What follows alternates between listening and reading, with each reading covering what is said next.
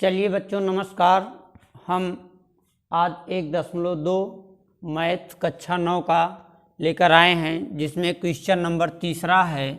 दिखाइए कि संख्या रेखा पर √5 को किस प्रकार निरूपित किया जा सकता है।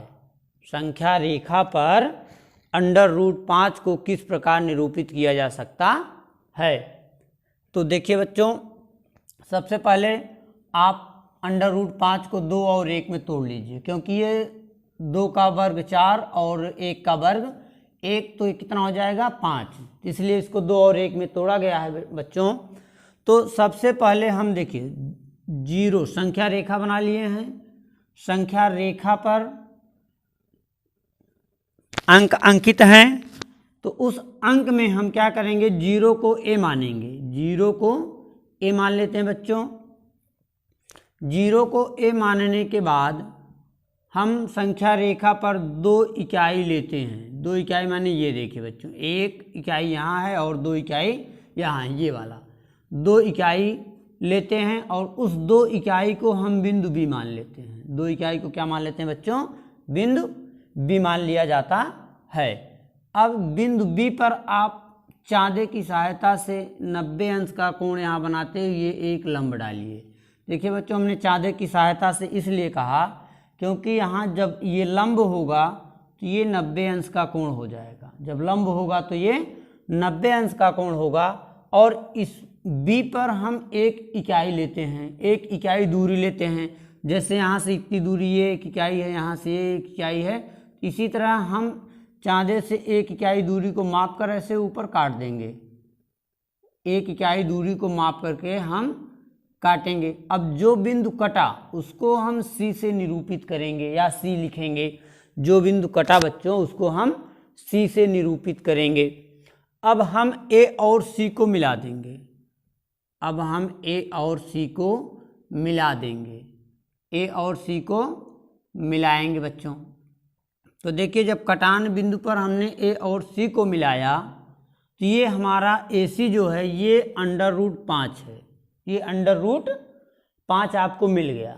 लेकिन प्रश्न ये है बच्चों कि ये कह रहा है कि संख्या रेखा पर, ये तो संख्या के बाहर है, ये संख्या के बाहर है। तो संख्या के बाहर, या कहने का तात्पर्य बच्चों की संख्या रेखा के बाहर है, तो हम क्या करेंगे कि A से C की दूरी को माप लेंगे प्रकार की सहायता से। ऐसे इसको त्रिज्या मानेंगे। फिर उसके बाद त्रिज्या मान करके A से C तक ऐसे त्रिज्या लेंगे।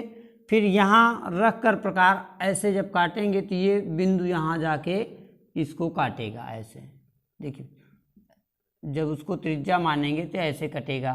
तो इस बिंदु को हम ABCD के नाम से लिख देते हैं, या G के नाम से, जो भी आप लिख लीजिए बच्चों।